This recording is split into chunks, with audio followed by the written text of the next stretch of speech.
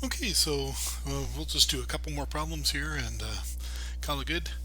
So we have a farmer with 890 feet of fencing, and the farmer wants to enclose a rectangular area and divide it into 4 pens with the fencing parallel to one side of the rectangle.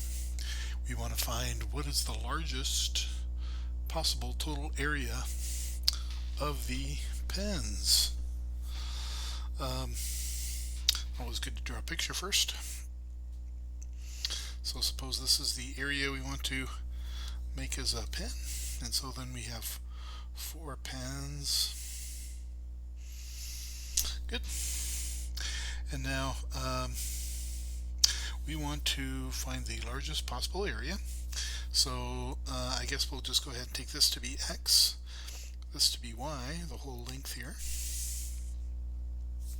And so we want to take the area is xy. And of course we can't find the maximum of that yet, right? Because without any constraints, right, there's no maximum at all. It could just be as big as we want. So what is the constraint? The constraint is the amount of fencing. So how much fencing are we going to use in this picture?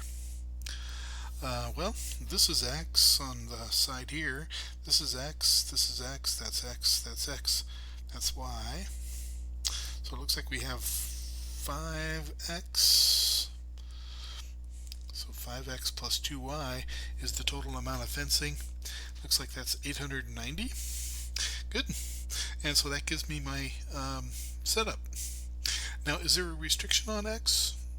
So maybe we'll just go ahead and solve this. Let's see. Area is x times, and then y is going to be. Oh, let's just go ahead and solve for y. Y is going to be 890 divided by, or did I just say divided by? Let me rewrite that. I should have got that shot of coffee divided by 2. There we go. And so now my area equals 890 minus 5x divided by 2. Good. Times x. Oh, maybe we should simplify that. 890 divided by 2 is 445 times x minus 5 halves times x squared. And now is there a restriction on x? Can x be any real number? Well, if you look at the picture here, if y is equal to 0, right, that would collapse the pen, and so then you would need 5x to be equal to 890. And so what is 890 divided by 5? That's 178. So it looks like x is between 0 and 178. 178 being 890 divided by 5. Okay, and so the area at 0 is going to be 0, and the area at 178 is also going to be 0. So our area should be, or our x should be somewhere in between. Good. So we'll just take a note that a of 0 equals a of 178 equals 0. Good, because now the importance here is that this is a maximization problem on a closed interval. So now all we have to do is check our critical points. Good. So a prime is going to be 445 minus 5x. Set that equal to 0. X is 445 divided by 5. Have a calculator handy. 89. Did you do that in your head? Alright, so if x is equal to 89, then that's going to be our global maximum, or give us our global maximum area. Let's see if I can get my y then. Y is going to be 890 minus 5 times 89 divided by 2. 445 divided by 2. And let's see. That's 222.5. Good.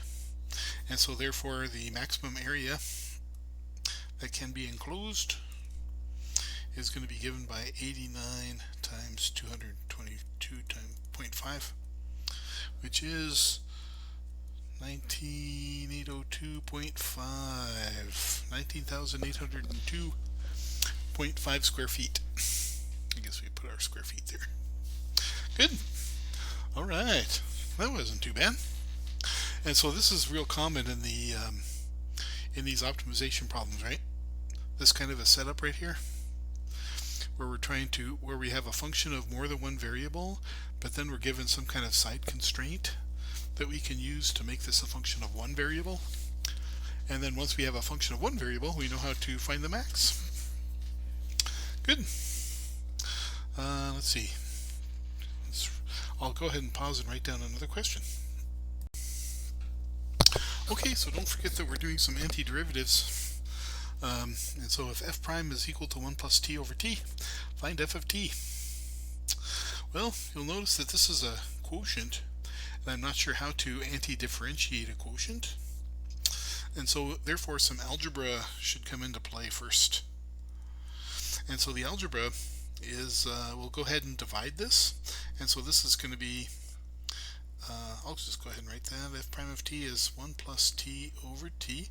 And so making that division, right, we can break it up this way, 1 over t plus t over t, which is 1 over t plus 1.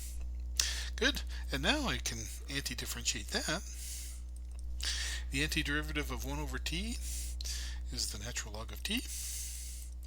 Actually, it's the natural log of the absolute value of t, and then plus t. And then finally we want our generic c value. And so that is the most general antiderivative. Very good. So I'm going to pause again and write down one last question. Good. So in this problem, we're also looking at Appendix E. And so in this problem, we want to find a formula for the sum that's given here. In other words, rewrite this as a single sum. And as a hint, we can use the formulas on page A37. Okay. Let's see if we can do this. So for using the properties of a sum, I can rewrite the problem as the sum of 2 minus the sum of 5i. And in fact, I can go ahead and take the 5 out too. Right? And in fact, I could take the 2 out too if I wanted to. Good. And so now from our formulas, we know that the sum of 1 to n of 1, that's 1 plus 1 plus 1 plus 1 plus 1 n times, so that's going to be 2 times n. And then the sum of I from page A37, the sum of I equals 1 to n, is equal to n times n plus 1, oops, divided by 2. And so I can plug that in here, n times n plus 1 divided by 2. So I could rewrite that if you can simplify that if you want. It's not really necessary. N squared plus n if we want to simplify that even further. So that's minus 5 halves n squared. Let's see, 2 minus 2 and a half. It's going to be minus 1 half n. Is that everybody? I think so. Good. Okay, I think that'll do it for our review. So, yeah, if you have questions, let me know. Otherwise, I will have the exam ready for you by early morning Wednesday, so like midnight Wednesday, and then you'll have all day Wednesday and Thursday. Okay, we'll see you later.